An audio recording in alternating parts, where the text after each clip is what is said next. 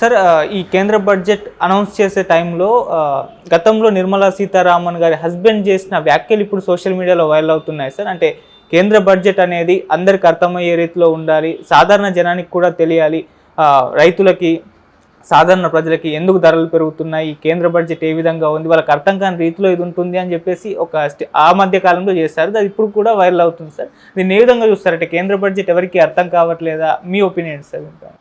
కేంద్ర బడ్జెట్ ఎవరికి ఎప్పటికీ అర్థం కాదండి, నిపుణులకు తప్ప.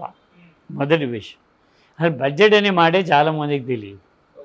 అదన్నా 48 లక్షల కోట్ల రూపాయలు అనే మాట ఎవరికి తెలుస్తుంది? రైతుకు తెలుస్తుందా? 48 lakhs crores అనే మాట అంత ఈజీ విషయాలు కావు. పైగా ఎకనామిక్స్తో కూడిన వ్యవహారాలు. పైగా ఇండియాలో మీకు ఇష్టమైనా లేకపోయినా సరే మనంతా కూడా ఇంగ్లీష్లోనే పోతుంటాం, తెలుగులో పోము. ఆ సిస్టమ్ అంతా కూడాను అలాగే పోద్ది. స్లాబులు కానీ ఒగరా కానీ ఎవరు పడితే వాళ్ళకి అర్థమవుతుందని నేనేమో అనుకోవటంలా. up to 3 lakhs ఇన్కమ్ వరకు 0% స్లాబ్, నువ్వు ఇన్కమ్ ఏం కట్టక్కర్లేదు.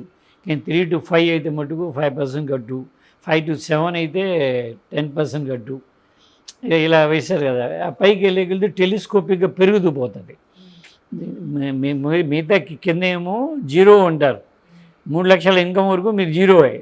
కానీ 5 లక్షల ఇన్కమ్ వస్తే 5% కట్టాలి.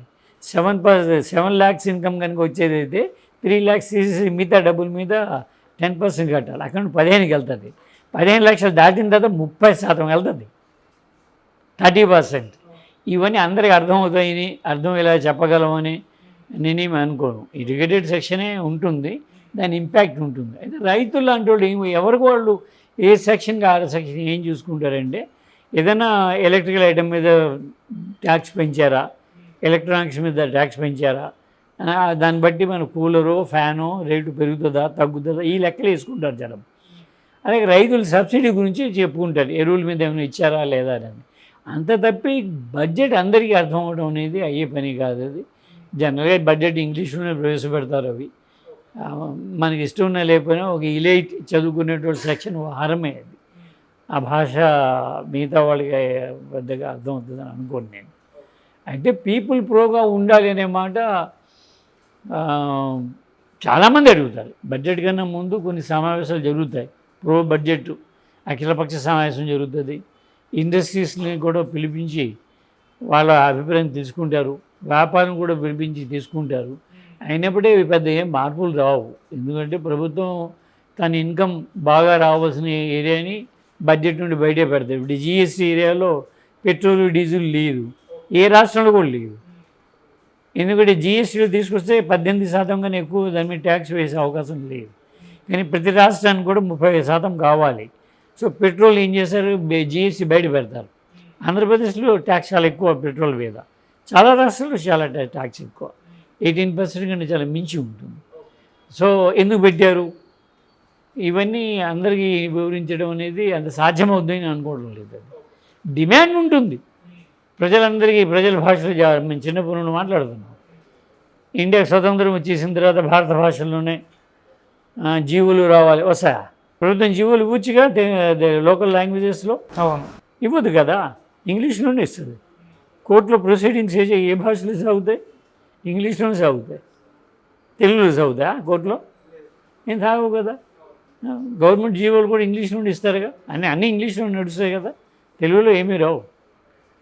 తెలుగు అంకెలు అప్పుడప్పుడు ఆర్టీసీ బస్సుల మీద ఉండదు, మీరు నేను చదవలేము కూడా.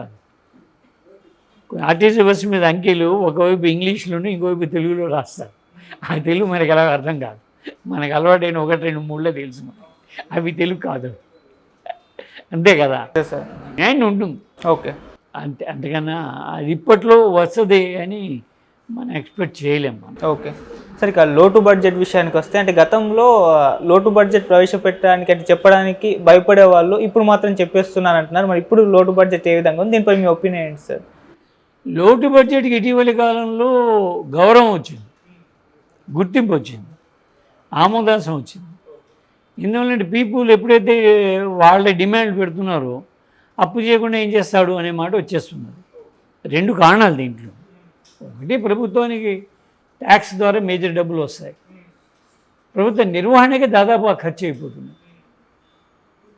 ఆ మధ్యన మన స్టేటే ఉందనుకోండి, ఆంధ్రప్రదేశ్ ఉందనుకోండి, ఆంధ్రప్రదేశ్కి ట్యాక్స్ ద్వారా వచ్చేటువంటి అమౌంట్ ప్రభుత్వ ఉద్యోగుల జీతాలకు, భత్యాలకు, వాళ్ళ ఆఫీస్ రెంట్లకు, పెన్షన్లకు సరిపోతుంది.